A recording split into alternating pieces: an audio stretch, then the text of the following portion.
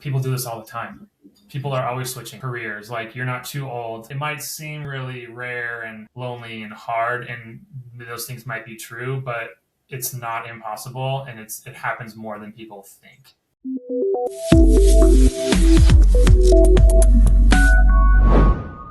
Welcome back to Answer the Call podcast, where we help Christians faithfully discern their calling and then land a job that's aligned with it. Today, we have a client on the podcast who has successfully pulled off a massive career pivot in 2025, also kind of 2026, a time where career pivoting is really hard. And when I say massive career pivot, what I mean is that he got into an entirely new industry without starting over an entry-level position. That is key. So like many of you listening to this podcast, today's guest, named Tyler, had a lot of drive and ambition to change careers, but he didn't necessarily have the direction to channel that energy effectively, is how I'll say it. So, and honestly, I remember you saying that you didn't believe the career change was even realistic, potentially. So fast forward today, he's sitting here having accepted a new role, starting in a few days in a completely different industry, and making more money than he ever has before. So we're going to unpack all the details about how this came to be and how he landed that job. But first, let's give it up for Tyler. Welcome to the podcast. I wish I had a soundboard to have an applause sound for you, because I can't really clap because that's bad for audio, but welcome. Thank you. Thank you for having me. Stoked to be here and having this conversation on the back end of, our work together. So Yeah. super happy to be here. Yeah, I'm sure it feels a lot better to be done with it all, right? Than it probably felt at the beginning, but yeah. We can get into that. Speaking about the beginning and where you started, a few months before now, can you explain what you were doing for your job prior to career coaching and why you were even looking for a change? Yeah, absolutely. My background for the last 15 years has been in production, video production, so commercials, a lot of advertising, some documentary work, branded content, a lot of stuff like that in the video production world, specifically in the post-production. So the editing side of it is where I landed for the last 7 or 8 years more exclusively. And for the last 9 years, I was freelancing, running my own business. So, had the entrepreneurship drive and hunger and just kind of path that takes that any entrepreneur can relate to, of the ups and downs and the twists and turns that come with it. But yeah, I was running my own post-production studio as just myself, and kind of scaled that and moved that up to not just being myself, to being more of a remote post-production studio for the last 2 years, which was great.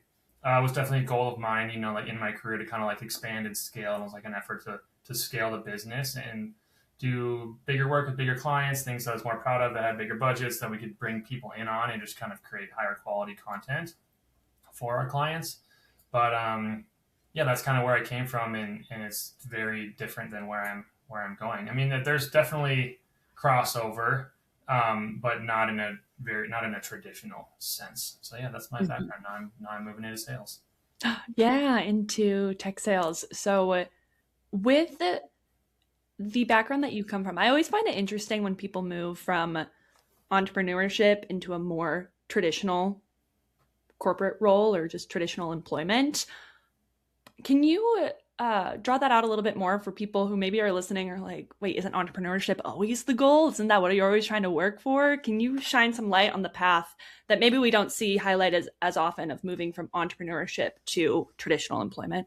Yeah, I mean, I think there's a lot of things that are really attractive about being an entrepreneur. Obviously you make your own schedule, you're your own boss, you can take off whenever you want, you don't have to answer to anybody. All those things are really great, but really you have to be really driven to do it, and you can't really just I don't think you can accidentally be successful as an entrepreneur. Really, you just have to work really hard at it and kind of keep your head down and adapt as things change. So I was able to do that for a while, but also with that, it's just specifically in my industry and in my businesses, it was really up and down. It was really volatile. Some years were really great. Some years were really slow.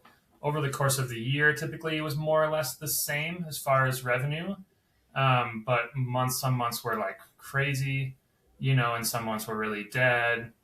and that's just kind of how a lot of people are in our industry, because all of the stuff we worked on was, we had a couple kind of like retainer clients and contracts that was consistent work, but most of it was just project based. So it's a lot of, you do one project here and that's over, and then the client will come back at some point. All of our clients came back for other work, but you don't know when or how much or what that's going to look like. And a lot of the things we did too was, it was like, hey, can you help us with this? We did this yesterday. And you're like, well, like, so then you're kind of at this spot where you kind of got to say yes, or you want to, because for all these different reasons.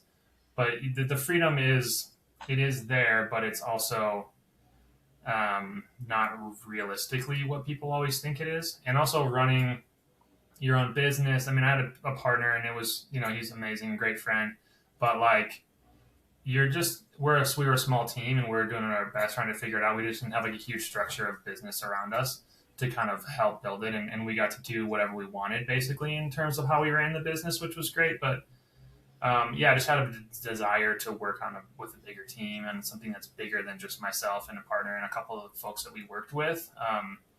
And yeah, honestly, I thought from when I first started my career, for some reason, I just always thought like, I won't do this for forever, and I didn't have any plan of what that would be or when that would be, but I just kind of always thought I'll do this for a while and it'll be great, because it's what I really wanted to do, when I graduated college and was starting my career. But I didn't think I would do it for forever. And eventually that kind of came to fruition. In the last couple of years, it had been on my mind.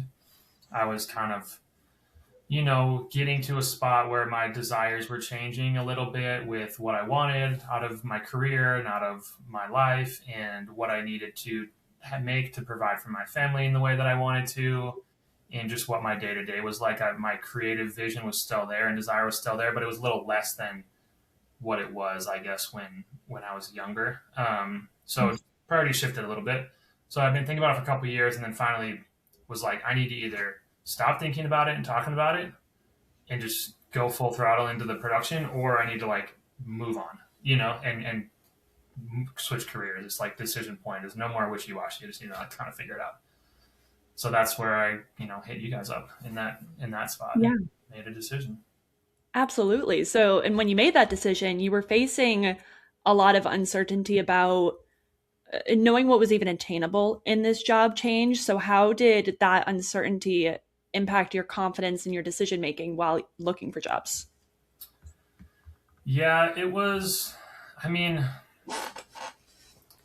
just looking for a job is, I haven't done it. Right? I haven't like switched career or switched jobs multiple times in my career. I've had a couple jobs, but they've all just kind of naturally happened. I've never really been on like a huge job hunt since like my first job out of college, which was like in 2012, so that was weird. It's just a weird thing to kind of do emotionally and mentally. But yeah, I didn't know what was possible. I knew what I can add as far as just what I bring with my experience in my life and my personality and all that stuff. But finding the right person to see that in me is just a challenge. It's just hard to convince someone when there's 1,000 other people that are more qualified on paper that I'm like a good, risky hire or whatever you want to call it for someone who doesn't have the experience at all. Because I wasn't trying to come in at the base level of sales. I wanted to come in at least at a little more of a mid-level, just based on the experience that I have in my age and what I can offer and my life experience that I feel like is really valuable in the relationship part of sales. Absolutely. And you did come in with a good idea of sales being where you wanted to end up, but we still had you go through our whole self-reflection process, which listeners of this podcast may or may not know that it's a hefty chunk in the beginning, right? It's definitely a lot of self-reflection and personal reflection, which you've mentioned that you're not naturally somebody who spends a lot of time doing that. So what was maybe uncomfortable about that process or surprising about going through that process?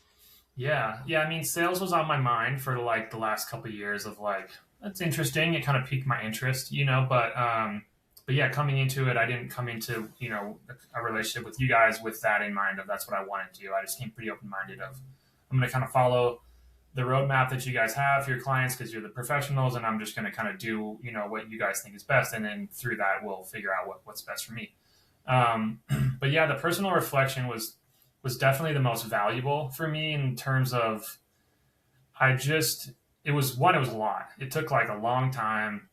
I would just sit in one of these chairs in the back of my office and just like with my laptop and just like go through and just write all these answers and really think. And it just made me really kind of stop and dive into kind of the internal workings of my heart and my personality and what I want in a way that I don't really do. I'm not like naturally I'm like a pseudo journaler, I guess, and like just my thoughts and my time with Jesus and like my, life, but not consistently and not often. And I think a lot of that stuff, I'm more of like a free spirit in that of just like living in the moment and like figuring things out as they go. So this definitely like slowed me down, made me like really intentional about for sales, it was like, what do I like about sales? And there was other options too that I was considering of different careers and what could be good about those. And it just made me think about things that I never really thought about, like what am I good at? What am I not good at? What gives me life? What takes away my energy when I'm like in a work life, situation? Things like that. What do I want to do all day with my actual time in my job? Things that I wouldn't really think about. I would kind of more think about the end result, like, how much money can I make, or what kind of company can I work for? What kind of culture can I be a part of? What's the growth opportunity? Stuff like that, where I wasn't as much of in the nitty gritty, and that felt very much in the nitty gritty of the day. And then it just made me spend the time that I needed to feel confident about what I was stepping into, rather than just going at it and like, I think this is what I want. I hope this is what I want. Like I did all the background work that you guys gave me to feel good about what I was moving into. Yeah. Yeah. So amazing. Music to my ears, Tyler, to hear you put it that way, because it's exactly what it's designed to do. So many people in their job change or career change go straight to the job descriptions and let the job description tell them who they're supposed to be, rather than bringing who they are to the job market. And I think a younger version of myself would have said, everybody needs to do self-reflection all the time. But as I've matured, I realize there are people like you who just don't naturally go into that, and that there is such a there's so much value there to be more active, free spirited in it. And maybe the self-reflection just becomes a short little chapter in a chapter nested within a chapter, right? And I'm glad that you are able to shine light on when it is valuable. And we could have lots of conversations when you can be too self-reflective and it becomes too much and it's not valuable anymore. That's a conversation for a different day. So what shifted internally? You had mentioned the confidence, but expand on that, about what shifted internally once you chose a direction, which was sales, and committed to it. Yeah, I just felt good about it's that career path stood out way more than the other two that I was considering. The other two that I was considering stood out way more than like really anything else. So it was like, these are the three that I'm like, think I could be good at and would be good for me as my personality, my skill set, and all these things. And then sales was just the most, obvious choice for me, which felt good. One, to just confirm what I had kind of like been thinking, like, inconsistently for the last couple of years in the back of my mind.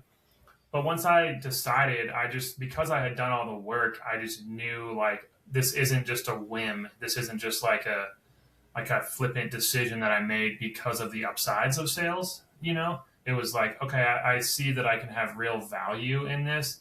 And it allowed me to be able to talk more confidently. And this still took practice as I had some interviews and as I had conversations with people, but to talk more confidently about what I can offer, because I did the background work to speak to my experience in the way that it applies to sales and to like a new job I was looking for. And I just felt good and confident about the direction I was choosing because of all the legwork that we had done together and the reflection. It just made me really feel good about, I have a lot to offer in this. I just need to find the right person that also sees that I have a lot to offer, because it's not necessarily on paper. I don't have a resume that says I've hit all these numbers and sold this much, software or whatever it was. So yeah, I was able to just walk into things a bit with the more confidence and with the discernment that it was correct. And also just going through that process, having put all the legwork in to get to the point where I was actually like applying for jobs and looking for jobs. I just had such like a head down mentality of like, I'm not coming into this like career switch like halfway, I just like had to like really go for it, Mm-hmm. because one, I just don't think you can switch careers without like really being intentional and knowing what you want. I just feel like that's a recipe for failure if you're just kind of like maybe this and maybe that, and I don't really know. I just don't think you're going to be as successful. And I also just wanted to do it quickly. I had a desire. I was like, let's go. I don't want to be looking for jobs for a year, Mm-hmm. and going through this. So I definitely spent more time than you guys suggested on the actual cover letter writing and the resumes and the looking for jobs and the applying and all the stuff. Once I kind of got into it, I just kind of had the time and made the time, and I think that paid off. And I just got Yeah. more confident in asking for what I wanted from people, not being like kind of laissez-faire about it, I guess. Absolutely. I saw that in you with the boldness that you brought to your job search. Kelsey and I were consistently impressed with how much you led with that boldness in your outreach and your applications. And I guess before we get into the story, I promise we're so close to the listeners who are like, just tell us how we landed the job. Before that, can you just talk a little bit about being bold? Like, what did being bold actually practically look like in your job search? And if that segues into the story, go ahead and that's fine. Yeah, I mean, well, one, it meant spending more time, I think, than I was initially thinking. I had the time available. I had a couple of jobs that had fallen through, on my production side of my current job. So I had the time available and I just didn't want to waste it. So that was, one practical that I just was like, well, I'm going to use this time and not just, kind of waste the time. But also it was just, I just had nothing. I just had like a nothing to lose attitude. Like, who am I? Why would I be afraid to reach out to someone on LinkedIn or send them an audio message? I send a lot of audio messages, which you can do on LinkedIn with your phone, which is pretty intimidating, to be honest, because once you are done with it, if you let go of the record button, it just sends Which automatically. it sends right away. I Yeah. didn't But if you realize swipe to that. the left, it'll delete it and you can redo it. So it's kind of intimidating. The first time I did it, I was like, and you have like a minute before it just stops and then it sends automatically and then Wow. it cuts you off. So, anyways, I did like it just gave me the confidence after a few reps of that to like just shoot a quick audio message to random people all the time on LinkedIn and just see where that would go. And that got me some conversations and a little bit of feedback and stuff, but not like it didn't it didn't like I guess it did kind of change the game for me, but it didn't get me the job, but it did change the game in my confidence and in just the outreach that I was doing. And then I just had this whole mentality of like, I got nothing to lose. Who do I care? Why do I care if this person I'm reaching out to doesn't respond? Like, whatever. Either they respond and it turns into something or they don't, and it's like it never happened. I don't even know who they are. So like, Hmm. no harm, no foul. And I think that's too what you need to do in a sales job. Everyone kept saying that, and you kept saying that, and what I was kind of reading and learning from people, it was that's sales, right? And that's what I did in my business with some things in the production side, but translating that into my search was definitely helpful. So Yeah, our process, the outreach process that we coach clients through is absolutely based on a sales approach. So that nothing to lose mentality is so important in sales. I come from a sales background. And then also is selling yourself for these positions and advocating for yourself to get into these positions. So amazing. That's really the trick of the job search. Kelsey says it all the time. There's a certain amount of messages between where you are now and you landing the job. Why don't you just send as many messages as you can? yeah, And with that nothing to lose mentality, don't get hung up on things. We have another client who he famously quote, it's a famous quote to me now. He said it, less think, more click. And it's so true. So with those outreach messages that you were sending, you responded to kind of a thought leader recruiter. I'm putting that in air quotes, just somebody who posts on LinkedIn with tips and various ideas about getting into sales. From what I understand, talk to us about that message. What did it say? What were you looking for? And how did that end up leading to you landing a job? Yeah. Yeah. I mean, first of all, I agree with Kelsey, and like it just was more reps. It was just like Yes.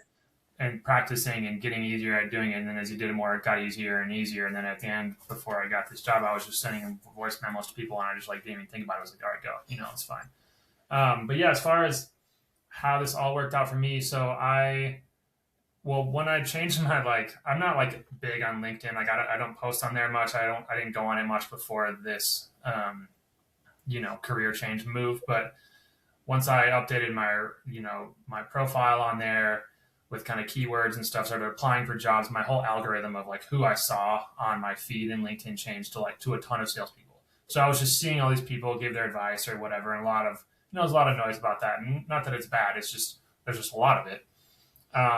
So in addition to the jobs I applied for, I'd hit up like a few different people and had a couple conversations with other folks who were in sales. Not that they weren't hiring; it was just like, hey, I like what you're posting, would love to have a conversation with you. So I'd done that a few times, and then I hit up this one specific guy who was a tech recruiter, but he just had a lot of things to say about people breaking into tech sales for the first time. Some of it was about people changing careers, but most of it was just about ways to kind of break in, and he had opportunities.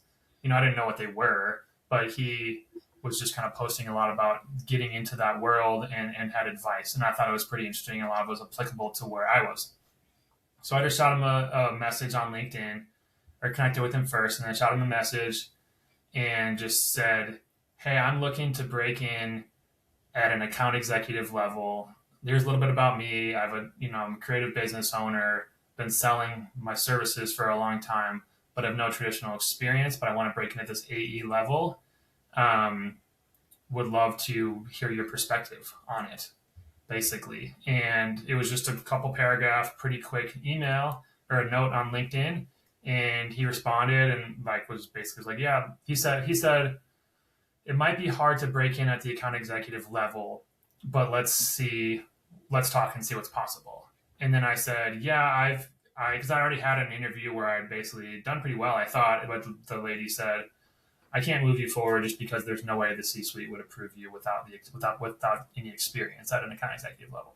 So I already knew what I was up against. Like that shifted my perspective to like, okay, I have like an uphill battle to break in at this level, you know. But I was pretty direct with this recruiter, and told him that's what I wanted to do. And he said, might be hard, but let's talk and see what's possible. So we got on a call. This was like the middle of December, end of December. I think it was like December 17th or something. We got on a call and we chatted for like 20 minutes, really hit it off. He asked me a few questions just about my process and what I've been doing. And I had kind of like tailored my answers at this point to a sales perspective, just to speak in that language a little bit more than maybe I would. So I was like pretty intentional about that. And we just hit it off, and he just liked me and I liked him, and it was a pretty easy conversation. And at the end, he said, I know a couple people that are hiring right now that are open to people with non-traditional backgrounds. I'm going to introduce you. One was the CEO of a tech company, and one was the vice president of sales. So, so he did that, and then he said, I think you'll be able to break in at an account exec level. I don't know, it might take you a long time just because of your lack of experience, but I think you can do it. So like keep it up, basically, which was nice to hear. And then 2 days later, I had an interview with the vice president of sales at the company that I'm not going to work for, and went from there. So that was like right before Christmas break. Had an interview on Friday, and then she wanted to do a mock. That went well, and she wanted to do a mock sales call, and was like, she was pretty conscious of it being Christmas time. She's like, you want to do it after Christmas? That's fine. And I officially said yes. And then I was like, no, let's do it before Christmas. I can't be like thinking about this over Christmas break. Like I need to be like done with this and just like on my mind, right? It was just like, so I have some friends in sales, and I did mock calls with them, and they like critiqued me and gave me some really good advice, which was super helpful. And then I did a call with her, which went great. And then I had a couple other like conversation interviews with a co-founder, another account executive, and then with her again. And then from there, within, I think the first call was the 19th, and I got the job offer on the 31st. So it was like pretty amazing. So many things are amazing about that. One that I just want to highlight real quick is that people land jobs over the holidays. It is the biggest thing that I hear in the October, November, December timeframe of, oh, is it really worth it? Is it really worth it?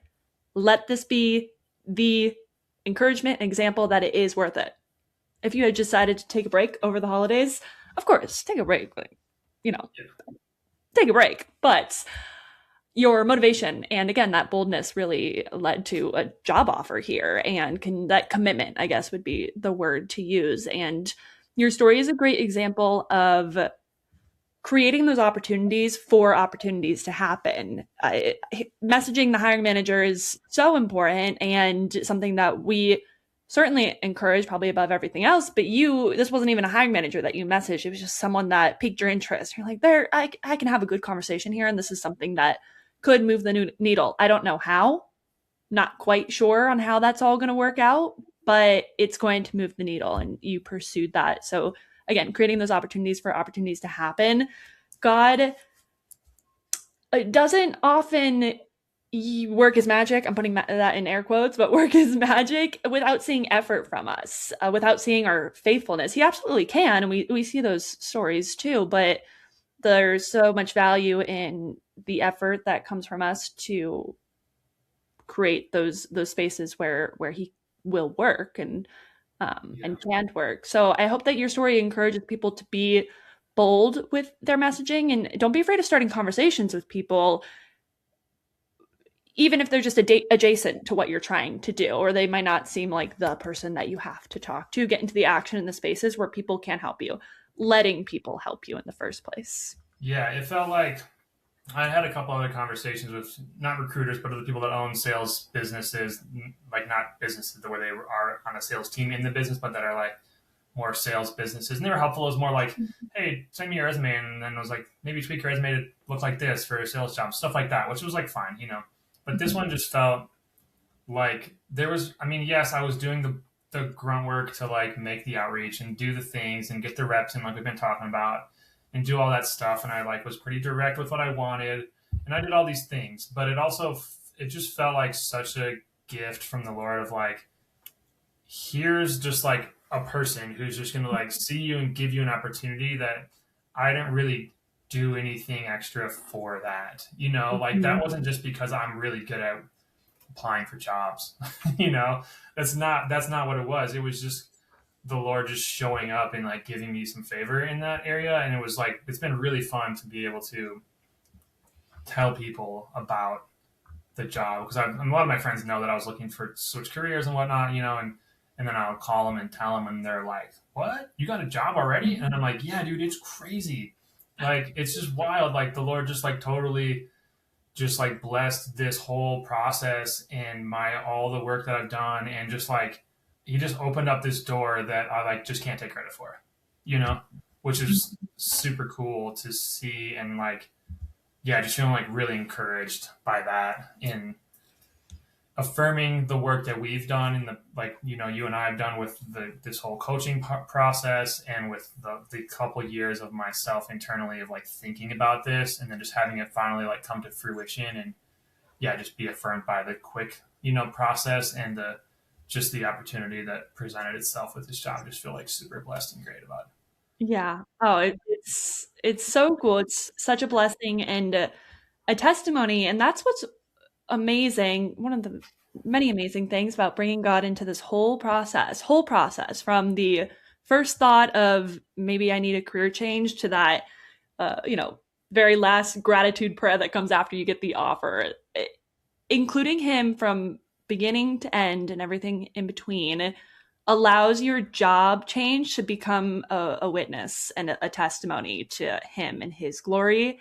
And that feels better than anything else, right? That feels better than the salary. It feels better than the excitement. It is better. It's more important. And you get to share his love with the people around you and his faithfulness. And yeah, and you guys had me do this thing, which I think everyone does as part of the reflection, where you write in your journal, like for a while, like, wouldn't it be cool if, that was like the prompt, wouldn't it be cool if I got this job that had this and this and this and this, and I haven't looked back at that yet, but I need to. I was thinking about that before we got on, of like, I'm imagining this job is checking off a ton of those boxes of wouldn't it be cool if, I haven't looked at it yet, but I just feel like it is. It's just so cool how it all happened and came together, and what's going to come of it. So that's that reflection and that process internally of walking with the Lord through all this and just like praying about it and bringing him into the whole process, to see it come to fruition and be like, wouldn't it be cool if, and then it is now, which is pretty amazing. Oh, it's so cool. Yeah. Taking some time to go back through all that clarity work and actually seeing how God wove it all together. And also seeing the funny little things. And you're like, actually, that does not matter. That didn't matter as much as I thought it was going to, or that mattered way more than I thought it was going to. It's such a cool, I'm not even going to call this there's some self-reflection. It's a cool self-reflection process, but more of just being in awe of what God did and is doing and how he works in our lives. That's one of the reasons that a career change is so much more than just a transactional endeavor of I want a job, I get a job. It's a totally a character refining opportunity and a spiritually refining opportunity if you let it be. So for someone who may be listening to this podcast who feels stuck or unsure of whether a career change is worth pursuing, if it's the right time, if it's even possible, what encouragement would you give to them? Yeah, I mean, well, one, it's definitely possible. Like, I think there's just no way it's not possible. And I didn't really maybe think that before, but now I do. And it's not just because I got a job. Yes, that definitely helps. But and my career change has been now successful. But I talk to a lot of people, some my age, and a lot of I talk to some of my aunts and uncles who are really successful in the business world, and a lot older than me, obviously. They're like retirement age, and they have just really were encouraging of like people do this all the time. People are always switching, careers. Like you're not too old. Like so a lot of people were like, dude, good job. This is like a pretty big deal to switch careers. And I think it's like a risk. It's like definitely scary, right? But because there's a lot of unknown, and I've just been in what I was doing for such a long time, and other people are probably in their current industry for a while. And it's just a big move, right? It changes a lot of different things in your life. But it is possible, and I got a lot of confirmation in that through people I talked to, friends and family and other folks, like just people that I didn't know, through LinkedIn, through that process. So it might seem really rare and lonely and hard, and those things might be true, but it's not impossible, and it happens more than people think. That was what I was kind of affirmed in my whole process. But I think for me, I'd been thinking about it for a while. It wasn't like a rash decision, of like, I'm just going to do this on a whim, because there was like an investment in time and in money and in like just my whole emotional state, of like how I feel about it all. But yeah, it just having the guardrails and like the roadmap that you guys gave for me really refined what I wanted to do and what I needed to do, and made me think critically about it all in a way that I wouldn't have otherwise, just by myself. Yeah. Yeah. Oh, that's so good to hear. And I'm really hearing this theme of community in your job search. And I saw that too. You were always talking with friends who were in the industry, or like you just mentioned, talking to family members who have switched jobs at all, or just more familiar, more experienced, whatever it is. Including that community is so important to take yourself out of isolation, because it can feel so isolating. It can feel like nobody else has ever experienced this before. And man, isolation is just where everything goes to die, honestly, to put it really simply. So getting out of your head, talking to us at the Called Career, talking to friends, talking to family, people who are going to encourage you in that. And this job market, there's a lot of difficult aspects to it, and pulling off a career pivot in this job market is difficult, but there is no way it's not possible. To quote you, there's no way it's not possible. And you did it, and you're sitting here on the other end of that with the help of the Lord. I've been honored to share that story on the podcast. Thanks for taking the time to encourage others in their process, and ultimately give glory to God through this testimony of how this all came together. It's been wonderful to share that with you. Thank you for trusting us in this process and trusting us to share this story as well. Yeah, absolutely. It's been a real pleasure. It's been, this is like a pivotal moment in my life, like I won't see the fruit of it for maybe, 10 years. I'll look back on it, but I can just feel it's like a huge turning point in our life. just as far as our schedule, even in changing, and just what I'm doing feels weird to be doing something different now at this stage in my career, but it's like super exciting, and I'm super grateful for all the work you guys have done and have in your curriculum, and just what the work that the Lord has done and how you guys are encouraging and walking people through that. And we're doing our best, and you guys are doing your best, but we really just need the Lord to kind of invite him into that, and then we'll enjoy the fruits of that and whatever that path he sends us on. So feeling super grateful, and thanks for having me on. Yeah. Amen to all of that. Couldn't have said it better myself.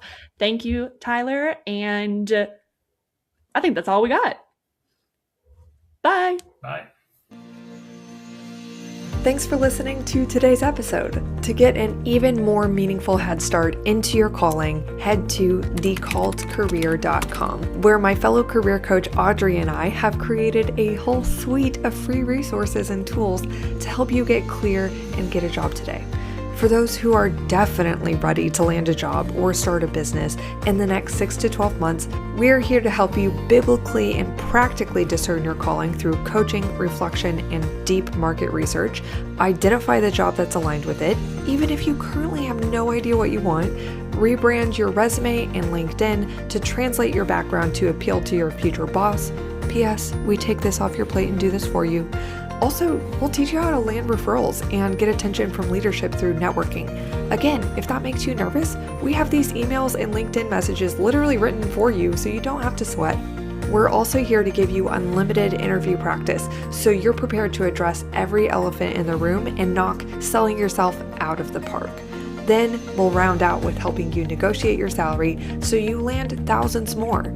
Just so you know, recent clients have gotten $8,000 to $50,000 salary increases, even though they were totally non-traditional candidates. That's because we specialize in helping non-traditional career pivoters land jobs they're ecstatic to serve in. It takes work, but we're here to see you through until the end, when we're celebrating that day that you send me an email in all caps and you say, Kelsey, I got the job. Then you could be on the podcast. But I'll be here until then, keeping you accountable and encouraged by meeting with you literally until you land the job you want, even if that's up to 6 months from now within our program. Apply to join at thecalledcareer.com, and I'll see you next week here at Answer the Call. Bye for now.